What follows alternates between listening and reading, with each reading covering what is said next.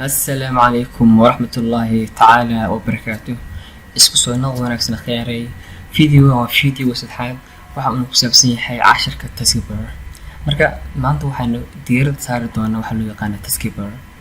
Hamogaan step by step ayaad wax u baran doontaa inta aad la socoto channelkan, isla markaana cashar waxa noqon doona step by step oo macnaheedu tahay casharo isdaba socda oo ayna hayn cashar yani maxay raadaan ka badbooda ama hal wax gaar ah diirada si gaar loo saari ama waqti badan ku qaadanayso.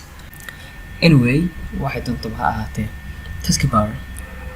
Marka waxaad baranaysaa waa maxay Taskbar. Sidoo kale waxaad baran doontaa ama arki doontaa hal loo isticmaalo Taskbar iyo log sida loo geliyo Taskbar.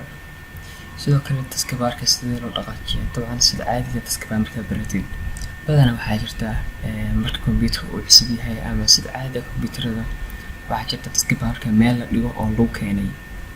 sidoo kale sida loo qoriyo Taskbarka yani sida loogu sameeyo hard Taskbar. marka Taskbarka waa la qani karaa marmarka qaar. sidoo kale waxaad baran doontaa sida out hard loogu sameeyo Taskbarka.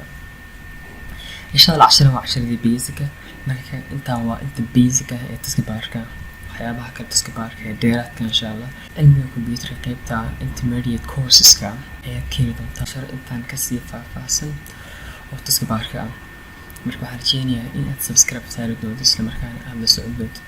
marka si aad ula socoto casharadaas fadlan inaad subscribe saartaa si aysan ku dhaafin. ugu horeyn waa maxay Taskbar? qeexitaanka Taskbar ayaa wuxuu noqonayaa English ahaan hadii loo fiiriyo is a long bar that is located at the edge of the screen of the computer. Soomaali ahaan hadii aan isku dayno inaan u fasirno ayaa waxay noqonaysaa waa birta dheer ee laga helo ama taala geesaha shaashada computerka. marka shaashada computerka ee loo yaqaan desktop geesaheedan afartan geeskan midig ama kor soo kor midig hoos bidix afartan gees ayaa laga helaa Taskbarka. marka sida badanaa ah ama sida lagu keeno oo default ah Taskbarka waxaa laga helaa qaybta hoose, laakiin adigu waxaad awoodaa bedeshid oo waad bedeli kartaa. waxaad in kartaa qaybta aad jeceshahay ama qaybta aad doonaysid inaad dhigtid Taskbarka. marka adiga taas xor u tahay. marka taas waa qeexitaanka Taskbar. Pointiga labaad ayaa waxa uu yahay Taskbar maxaa loo isticmaalaa. Taskbarka sida caadiga shaqooyin badan buu qabtaa, laakiin si kooban Taskbarka waxaa loo isticmaalaa hawl fududeyn. taasoo macnaheedu ay tahay Taskbarka waxaa loo isticmaalaa in applicationada inta badan aad isticmaashid ama aad ku shaqaysid in aad bartaan aad soo dhigatid applicationadaas si hadhow qaab fudud hal aad click aad ugu siisid intii hadhow aad yani xakaan bartaan aad laba click ama double click aad ku sameeyay ama si kale ama dadka bartaan aad yani qaybta windowga aad soo furaysid. inta waxaa kaaga fudud maxay in aad bartaan soo dhigatid applicationka. tusaale ahaan afar waxaad saara taskutan applicationka loo kale hal click ayaa waxaa siinaya check hal click ayaa yani click ku siinaya applicationkiina oo u furmaya.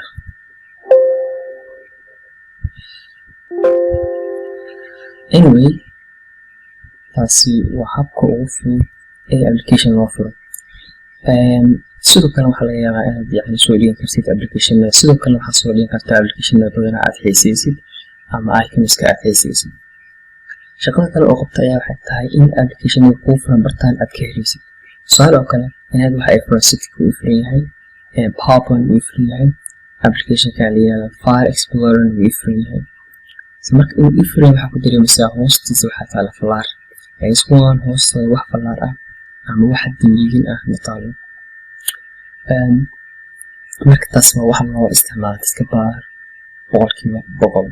hadda waxaan marka isweydiinaa sidee loo xiri karaa Taskbar. sidoo kale waxaa laga yaabaa in aad isweydiisid maxaan uga baahanahay inaan log ku xiro Taskbarka. waxaad ugu baahan tahay Taskbarka inaad log ku xirtid waa in haddii aadan doonaynin in Taskbarka lagaa qaado, haddii aadan rabin Taskbarka lagaa qaado oo bartaan la geeyo ama dhinacan kor la geeyo ama qaybtan bidix la geeyo ama xitaa qaybta hoose xitaa haddaadan rabin waxaad ku xiran kartaa log. marka sidee ayaan ugu xiran karaa log? waxaad tegaysaa taskbarka, waxaan taskbarka meel banaan oo icon ama application aan oolin ku dhuleysaa right click markaad tirahdid waxaa kuu soo baxaya menuska ama amarka noocan oo kale. kadib waxaad tegi doontaa qaybtaan log the taskbar, hal mar keliya ayaad waxaa ku dhahaysaa left click. waxay ila tahay left click iyo right click baad kala taqaanaa. marka hadda waxaa ku xiran log, aniga waxay tahay haddii aan isku dayo inaan qaado ma qaadi karo. marka si fudud waxaad sameynaysaa meesha ayaad ku noqonaysaa, kadib waxaad ka qaadaysaa saxda, taasoo macnaheedu tahay logii waad ka qaaday. hagaag, marka sidee ayaan taskbarka booska u yaala aan uga qaadi karaa oo aan u geyn karaa boos kale sida kor, bidix ama midig? waxaad sameynaysaa taskbarka ayaad dul imaanaysaa, waxaa ku dhuleysaa left click adigoo haya ayaad shiidaysaa, kadibna falaarta ama muuska ayaad u dhaqaajinaysaa halka aad rabtid in taskbarka aad dhigtid. tusaalahaan aan dhaho kor ayaan rabaa dhawo kasoo horjeedka soo jeeda, marka hadda kor ayaa laga dhigay taskbarkii. waxaa dhigayaa midig, taskbarka waxaa laga dhigay midig. weli falaarta left click kama foqnayaa, haddana waa soo socda waxaad imaanaya bidix. yani qaabkaas waa qaabka ugu sahlan ee taskbar booskiisa looga qaadi karo oo meel kale loo geyn karo. marka haddii marka aan log ku xiro maxaa dhacaya?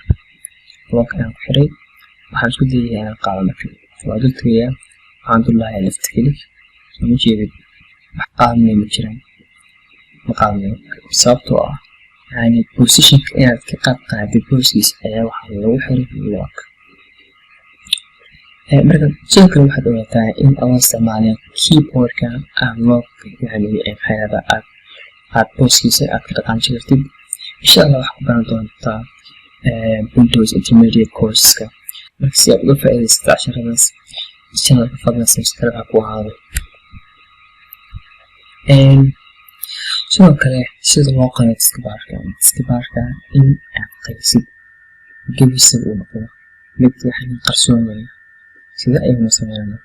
marka si taa loo sameeyo waxaad tegaysaa taskbarka, kadibna waxaad ku dhuleysaa right click, kadibna waxaad sii aadaysaa taskbar settings. marka taskbar settings markaad sii aadayso meesha meeshaan log ayaa kuu saaran. hadda log bartaan ama off waa dhigi kartaa ama on waa dhigi kartaa, taasoo macnaheedu tahay saar ama ka qaad. marka qaybtaan waa in automatically hide the taskbar desktop mode. hadda waxaa tahay inta desktop mode yani waxaa jira tablet mode desktop mode. insha allah labadaas waxaa kaliya waa baran doontaa. marka automatically hide the taskbar desktop mode in taskbarka la qariyo desktop mode-ka marka la joogo. hagaag, hadda soo jeedid markii aan on dhahayba already taskbarka waa la qariyay oo ma joogo. haddii aan off dhaho marka taskbarka waxaa ku dhacay si fiican u fiiri, soo jeedid wuu soo muuqanayaa, kadibna waa qorsoonaya. marka hadda waxaa sameynaya yani si uu igu soo baxo waxaan dul tegayaa booska taskbarka, kadibna taskbarka ayaa soo baxaya. kadib qodobka ugu dambeeya ayaa waxa uu yahay sida taskbarka booskiisa looga qaado. taskbarka in booskiisa laga qaado adigoo ka bedelaya setting, yani sida caadiga ma ahan markaan yani adigoo ka bedelaya setting. yani markaan taskbarka laftigiisa baa la qabanaysa, waad jiidaysa bits ayaad keenaysa, laakiin yani default ma marka si default ahaan ama qaab caadi aad wareegtid sidii ayaad tegi kartaa. kadibna booskiisa ama locationka uu screenka uu ka yahay barta uu ka yaalo ayaad bedelaysaa.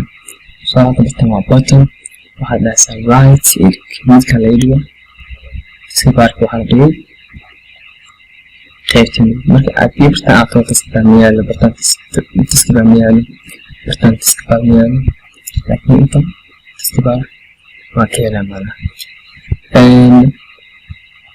marka haddii aan meeshayda ugu noqdo settingka shaykan waxaan dhihi karaa top left inta waa arkaa. tusaalahaan haddii aan dhaho top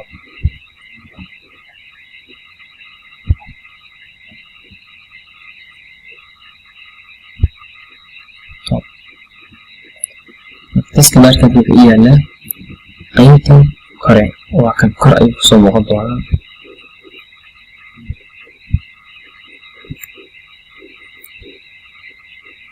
marka casharkan intaas ayuu noogu egyahay.